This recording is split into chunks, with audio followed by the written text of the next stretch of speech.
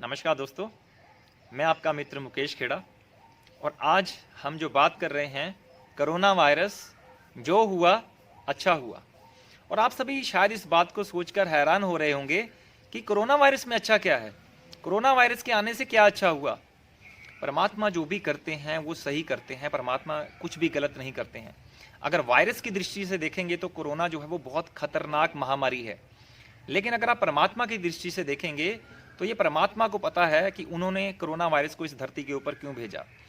परमात्मा ने इस सृष्टि को रीसेट करना था और इसीलिए उन्होंने कोरोना वायरस को जो है चाइना के माध्यम से पूरे वर्ल्ड में फैलाया।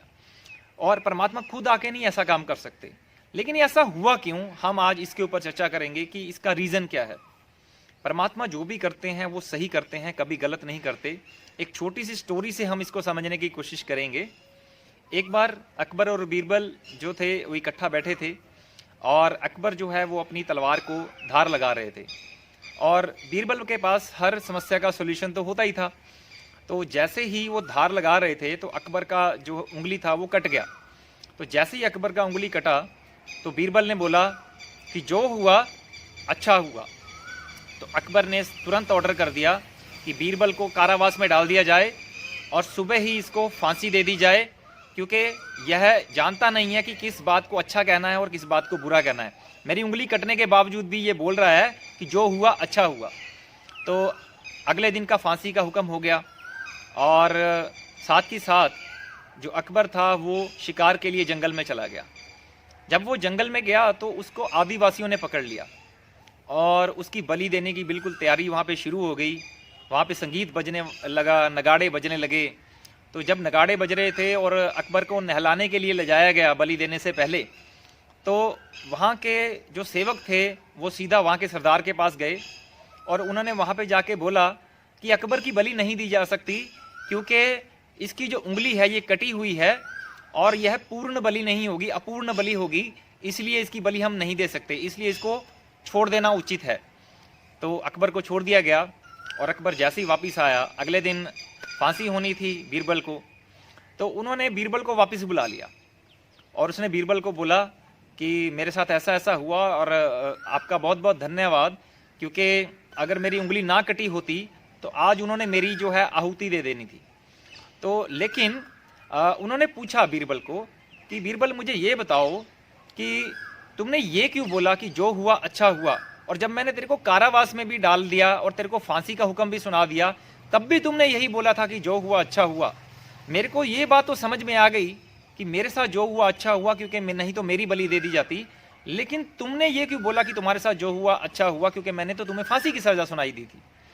तो उसने बोला कि राजा जी, अगर आपने मेरे को कारावास में ना डाला होता तो शिकार पे मैं भी आपके साथ गया होता, और वहाँ पे क्योंकि आपकी उंगली कटी हुई थी तो इसलिए आपकी वहाँ पे आहुति नहीं दी गई, तो वहाँ पे उन्होंने मेरी आहुति दे देनी थी, क्योंकि मेरी कोई भी उंगली नहीं कटी हुई थी। तो वहाँ पे राजा को समझ आ गया कि जो भी होता है वो अच्छे के लिए होता है, और इस वक्त परमात्मा ने जो भी किया है वो अच्छे के लिए किया है। और एक मैं आपको एक छोटी सी और स्टोरी सुनाऊंगा कि हम इस कोविड-19 के समय में हम क्या कर सकते हैं। हम कुछ ना कुछ कंट्रीब्यूट कर सकते हैं, इस संसार को, पूरे वर्ल्ड को हम कुछ ना कुछ दे सकते हैं। चाहे हम अपनी स्माइल दें, चाहे हम अपनी दुआएं दें, चाहे हम अपने माध्यम से कुछ कहने के माध्यम से लोगों को मार्गदर्शन दें। मैं आपको एक छोटी सी स्टोरी के माध्यम से क्लियर करूंगा। तो एक बार क्या हुआ, एक बिल्डिंग में, नदी किनारे एक बिल्डिंग में आग लगी। कुछ लोग वहाँ पे आग में फंसे हुए लोगों को बचा रहे थे और कुछ लोग बिल्डिंग की आग बुझा रहे थे। नदी किनारे बिल्डिंग में आग लगी, कुछ लोग आग में फंसे हुए लोगों को बचा रहे थे और कुछ लोग बिल्डिंग की आग बुझा रहे थे।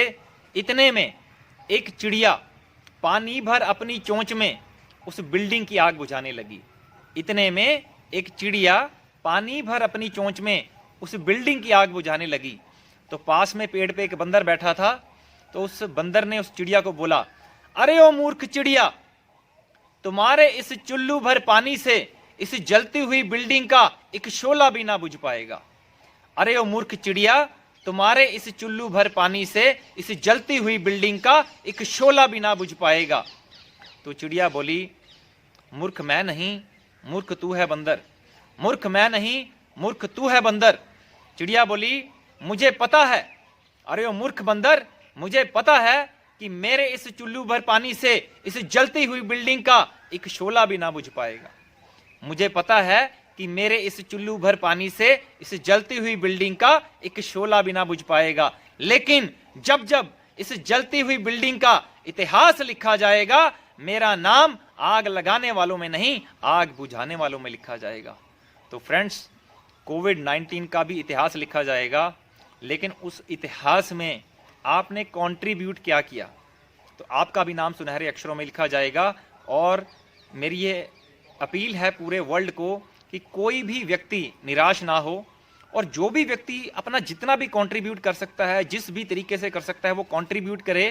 क्योंकि अगर थोड़ा थोड़ा कंट्रीब्यूट हम सभी लोग करेंगे तो वह एक बहुत बड़ा कंट्रीब्यूशन हो जाएगा, और वो इस पूरे संसार को इस कोविड-19 से होने वाले नुकसान से बचा देगा। और लास्ट में एक शेर कह के समापन करूंगा। बहुत ही खूबसूरत लाइनें हैं एक शेर की, किसी खूबसूरत शायर ने लिखी हैं कि ये हमेशा से है तकदीर की गर्दिश का चलन, ये हमेशा से है तकदीर की गर्दिश का चलन, चांद सूरज को भी लग जाता है ग्रहण, चांद सूरज को भी लग जाता है ग्रहण। देख कर वक्त की रंगीनियां, देख कर वक्त की रंगीनियां हैरान ना हो, देख कर वक्त की रंगीनियां हैरान ना हो।